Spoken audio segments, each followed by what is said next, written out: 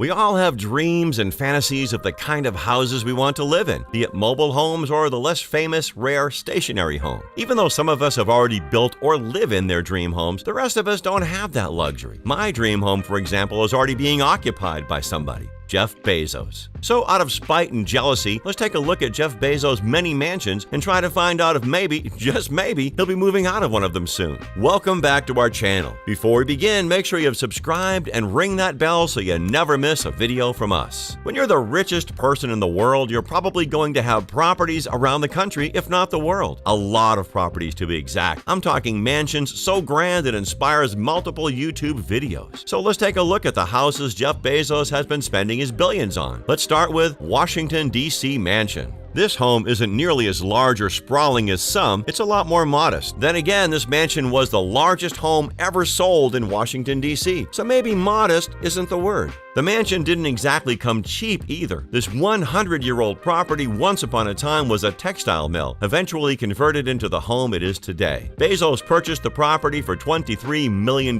which as usual included the original building and the one next to it, adding up to 34,000 square feet, 25 bathrooms, 11 bedrooms, a wine cellar, a whiskey tasting room, 3 kitchens, and to top it all off, a grand ballroom. Hey, Bezos has to find his lucky lady, and if picking up a dropped shoe is how he does it, no judgment. Purchasing the property wasn't simply enough for Bezos, however. He wasn't done yet. He launched a $12 million renovation project that went from 2016 to 2019. This project was so massive that it required several contractors to line up their vehicles in front of the building, parking illegally, eventually racking up $16,800 worth of fines to the city. But then again, the man just dropped $35 million on a textile factory. I don't think he minds. His neighbors, on the other hand, weren't very pleased with the illegally parked cars blocking streets and pedestrians, even pasting no parking signs to their doors, which is just super surprising. Who wouldn't love loud and unending construction work going on for 3 years? Even though intricate pictures of the inside of the mansion are hard to come by, in January 2020, Bezos threw a lavish party, giving the mansion its social debut. Big-name partygoers like Bill Gates, Mitt Romney, Ivanka Trump, Ben Stiller, and David Rubenstein were in attendance. Unsurprisingly, guests had nothing but praise to say about the mansion, with one guest describing the decor as theatrical. It's pretty clear that Bezos intends to turn this mansion into the premier party location for the upper class in Washington, and not something silly like a house to live in.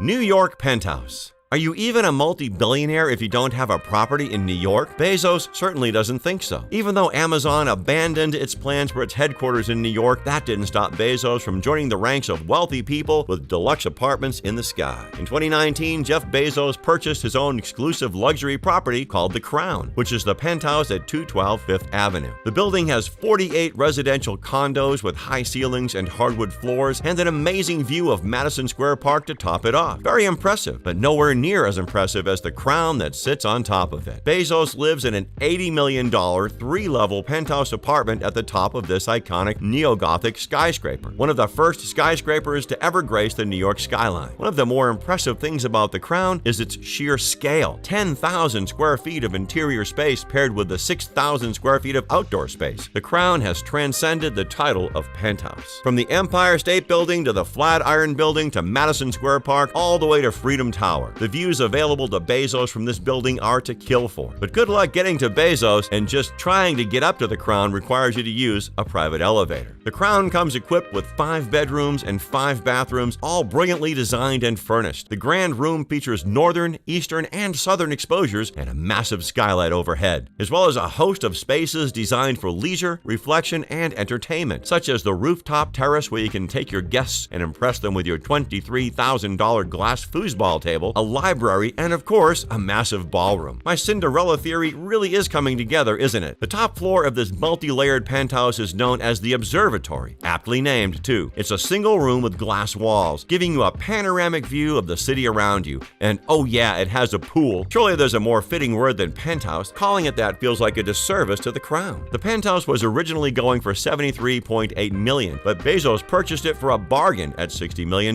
Good thing too, wouldn't want him going broke. After that, he purchased 2 additional floors of the building to expand the penthouse, turning it into the sprawling mansion in the sky it is today. Why?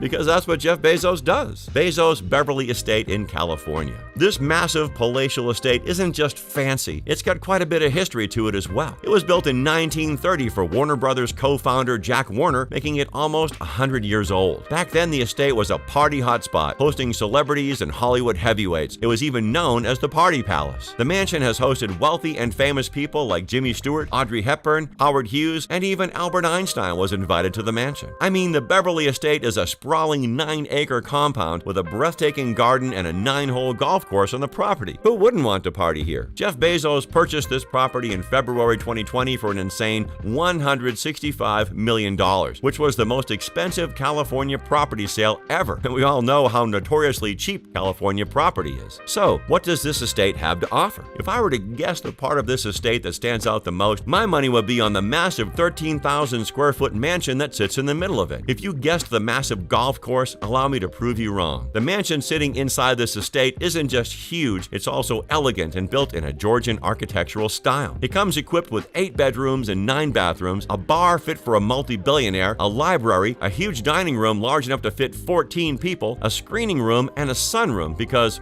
why even leave the house anymore? But since it's probably unhealthy to spend all day inside the mansion, Bezos has made sure the outside looks just as good as the inside. The estate is covered in manicured gardens and terraces and surrounded by incredibly tall hedges to ensure privacy. Bezos and his team of talented gardeners have ensured that every inch of the property is covered in lush greenery. Well, every inch except the massive pool and hot tub he has on the property, the tennis court, or the other 2 guest houses that all fit on this ridiculously large estate. Bezos' compound comes equipped with 2 ponds, a tree nursery, and 3 greenhouses. It wouldn't be too much of a stretch to say this estate pretty much has its own ecosystem at this point, would it? Apparently, space was limited on this massive estate, I guess, prompting Bezos to pull a classic and purchasing the property neighboring his own for $10 million in 2020. Even though it's not nearly as big or as expensive as the Beverly Estate, it's nothing to scoff at. The property features 3 bedrooms, 5 bathrooms, a courtyard, a den, and 6 fireplaces, cause you can't be too warm, I suppose. The neighboring property does share a hedge with the estate, so its purchase does make sense, but honestly, I think Bezos just wanted to make his massive estate even more sprawling.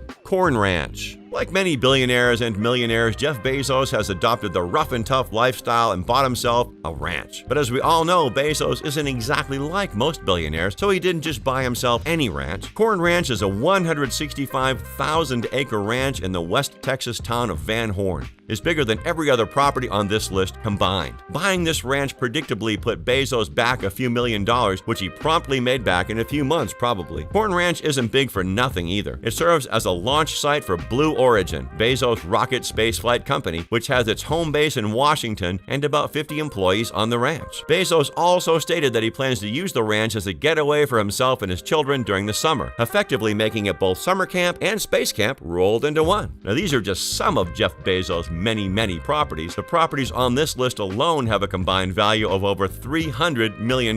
We couldn't possibly hope to properly cover all of Bezos' properties on this video. Despite all that, his net worth still sits at a comfortable $201 billion and is steadily growing. Clearly, these houses are not holding him back. It's amazing to think how Amazon started from such humble beginnings in the garage of a house worth $281,000. And even though the property is now worth $1.49 million, Bezos could purchase it using 0.001% of his net worth. No wonder they predict he's on the fast track to becoming a trillionaire. So, which one of these insane mansions do you think he'd give out for free? And if someone were to say illegally squat in one of these buildings, what are the chances of not going to jail? Please comment below, and if you enjoyed this video, do leave us a like and check out the King Luxury channel for more videos all about luxury. Thanks for watching, and we'll see you next time.